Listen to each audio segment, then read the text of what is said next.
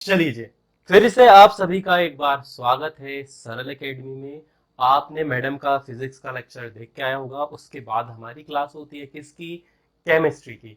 और केमिस्ट्री में हम क्या पढ़ने वाले हैं आज? तो हम पढ़ने वाले हैं अणु संघ के गुणधर्म। ठीक है। हमने राउल्ट के नियम के अंतर्गत आदर्श और अनादर्श विलयन पढ़ लिए। उसके लिए मोटा मोटा रिकैप दे दूं आपको कि जब दो वाष्पशील विलयनों को आपस में मिलाया जाता है तो दो प्रकार के विलयन तैयार हो सकते हैं।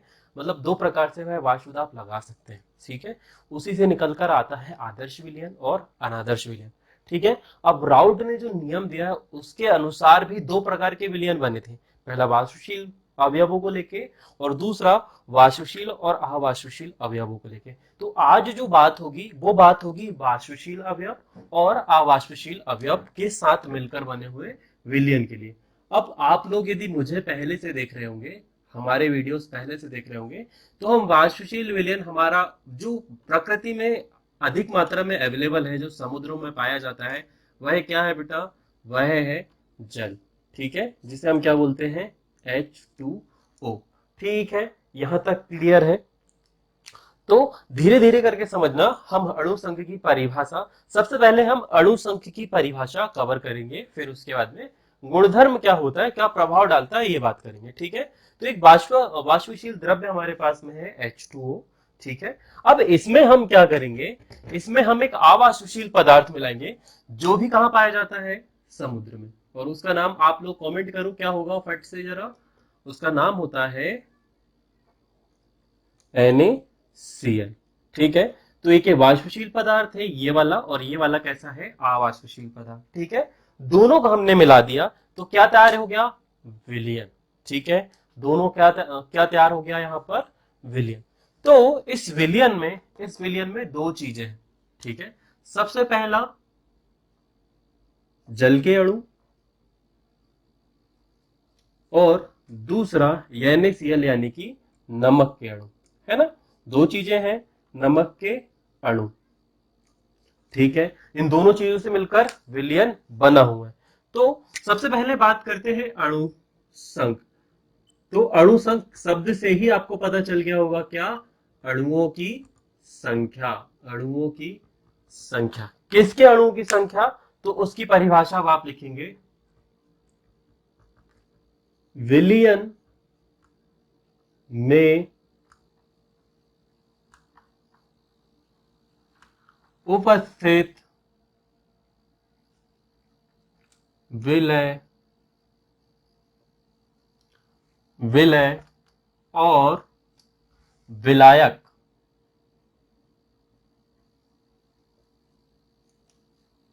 विलायक के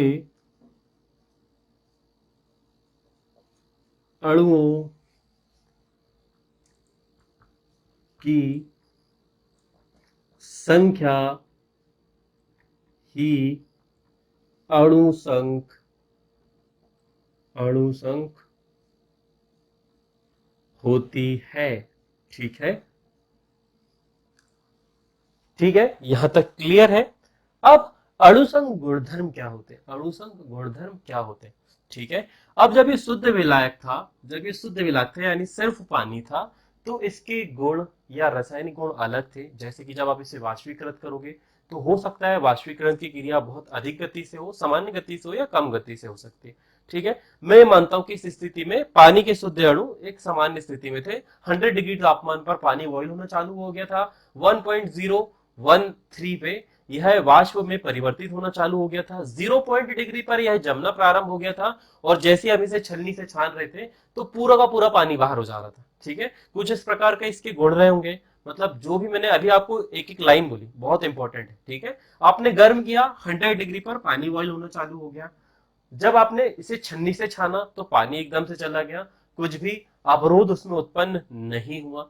तीसरी चीज, जब आपने इसे गर्म करने का प्रयास किया तो 100 डिग्री पर ही बॉईल होना चालू हुआ, उससे कम ना ज्यादा। साथ ही जब आपने इसे फ्रिज पर रखा तो यह शून्य तापमान पर जमना प्रारंभ हो चुका था। तो इस प्रकार के इसके गुण थे।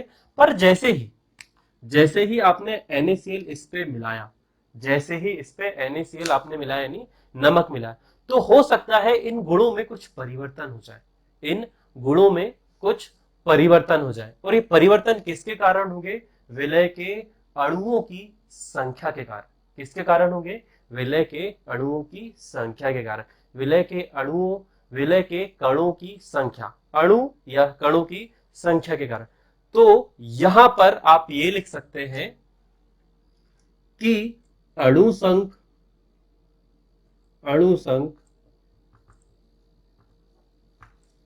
गुणधर्म अणु संघ गुणधर्म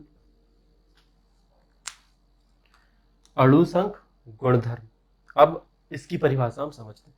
ठीक है, शुद्ध विलायक था, 1 लीटर था, उस पर आपने क्या मिला दिया? विलय। ठीक है, तो इसका प्रभाव कुछ और होगा। अब मान लीजिए बहुत सारा पानी है, उसमें थोड़ा सा ही आप नमक मिलाएंगे तो बहुत कम प्रभाव पड़ेगा। तो हमें एक चीज निश्चित करनी पड़ी, तो वो निश्चित हम किसे कर सकते हैं? विलायक को। तो यदि हमें एक की मात्रा पता हो, यानी कि मैं ये कह सकता हूं कि किसी विलयन के निश्चित मात्रा में उपस्थित विलय के कणों की संख्या ये विलयन का अणुसंघ गुणधर्म कहलाती है। ठीक है, हम ये लिख सकते हैं, हम इसकी परिभाषा कुछ इस प्रकार से लिखेंगे, विलयन में उपस्थित, विलायक नहीं है ना, विलयन में उपस्थित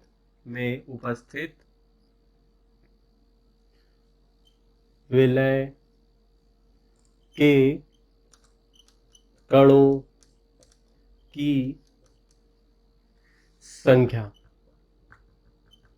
विलय के कणों की संख्या को ही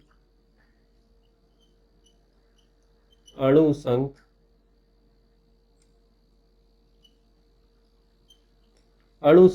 गुणधर्म कहते हैं। ठीक है, मैं इससे पहले शूट कर चुका हूं, चूंकि मेहमान आ गए थे इसलिए रिवाइज फिर से शूट कर रहा हूं। अणुसंघ गुणधर्म कहते हैं। अब ध्यान से देखने वाली बात है कि ठीक है, विलय के कणों से हमारा क्या तात्पर्य है, विलय के कणों से हमारा क्या तात्पर्य है, और इसे ही हम पहले सिद्ध करेंगे। कैसे? शुद्ध पानी था, उसमें आपने नमक मिलाया, नमक के आपने क्या मिलाया? कण। अब नमक के कण में दो चीजें होंगी। ठीक है, मान लीजिए ये आपका एक नमक का कण है या बहुत सारे नमक के कण हैं। तो नमक किस चीजों से मिलकर बनता है बेटा? Na+ आयन और Cl- आयन। ये दोनों जब आपस में मिल जाते हैं तो हमें प्राप्त होता है NaCl का एक अणु। ठीक है, तो यहां पर Na का परमाणु द्रव्यमान होगा, या आप बोल सकते हैं Na का क्या होगा? अणु भार होगा, और Cl का भी क्या होगा? अणु भार होगा। ठीक है, एक चीज आपको पता होगी, क्या? अणु भार। अब दूसरी चीज, जब ये बहुत सारे आ जाएंगे तो बहुत सारी चीजों को हम वजन में नापते हैं। यहाँ ठोस पदार्थ है और ठोस पदार्थ को केजी में नापा जाता है, यानी कि किस पर नापा जाता है? इसे द्रव्यमान पर। ठीक है, यहां पर आप कर सकते हैं क्या? द्रव्यमान। और इन दोनों का अनुपात ही क्या कहलाता है? मोल। तो अणु संघ जो निर्भर करते हैं, आप क्या हम ये कह सकते हैं कि वह विलय के मोलों पर निर्भर करते हैं? जी हाँ, हम ये कह सकते हैं कि अणु संघ गुणधर्म जो है वो विलय के मोलों की संख्या पर निर्भर करते हैं। पर कैसे? विलयन की एक निश्चित मात्रा निश्चित होना चाहिए। जब मात्रा निश्चित हो जाएगी तो हम इसका संबंध सांद्रता के पदों के साथ संबंधित कर देंगे या स्थापित कर देंगे। जैसे कि क्वथनांक में उन्नयन समानुपाती होता है किसके? मोललता के। हिमांक में अवनमन मोललता के। यहाँ आपेक्षिक वाष्प दाब में अवनमन जो है वह निर्भर करता है किस पर? मोलों पर, विलय के मोलों की संख्या पर। तो इस प्रकार से हम अणुसंघ गुणधर्म निकालेंगे। जैसे कि हमने इस पानी पे नमक मिलाया तो जो विलयन तैयार हुआ वह कितने तापमान पर बॉइल होगा या नहीं होगा, कितने तापमान पर जमेगा, कितने अणु मिलाते तो जमने की प्रक्रिया तेज हो जाएगी, स्लो हो जाएगी। ये सब सारी चीजें ही किसके अंतर्गत आती हैं? अणुसंघ गुणधर्म के अंतर्गत। और इन्हीं की परिकल्पना या गणना हमें करनी है इस वीडियो में। ठीक है, तो अणुसंघ गुणधर्म को हम 4 प्रकारों से बांट सकते हैं। एक एक करके नोट करिएगा, और ये नोट आप ऐसे करेंगे, मैं एक एक करके लिख रहा हूं, आपको नोट्स भी मेरे साथ बनाते चलने। जिन्हें आयते नोट्स चाहिए वो कमेंट सेक्शन पर लिख सकते हैं, आयते नोट्स मिल जाएंगे। और आप हमें मैसेज कर सकते हैं उसके लिए। तो अब यहां पर आप लिखेंगे अणु संघ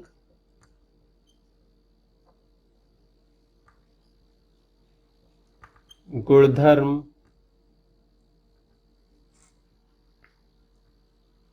के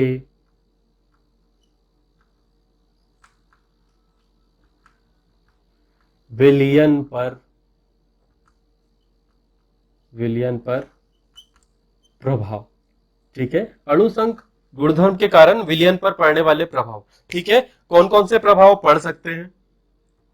तो सबसे पहला पॉइंट नंबर 1, यदि शुद्ध विलायक में, हमने अभी कुछ दिन पहले पढ़ा था कि जब शुद्ध विलायक में हम विलय की मात्रा को मिला दें, या किसी शुद्ध विलायक में पानी में हम नमक मिला दें, तो क्या होता है? क्या होता है बेटा? चलो बताओ। यदि ये विलयन है, इस विलयन पे हमने नमक मिला दिया और हम उसे गर्म करें तो क्या होगा? इसके वाष्प दाब में कमी हो जाएगी। तो यहां पर आप लिखेंगे वाष्प दाब में आपेक्षिक आपेक्षित अपेक्षित अवनमन नमन।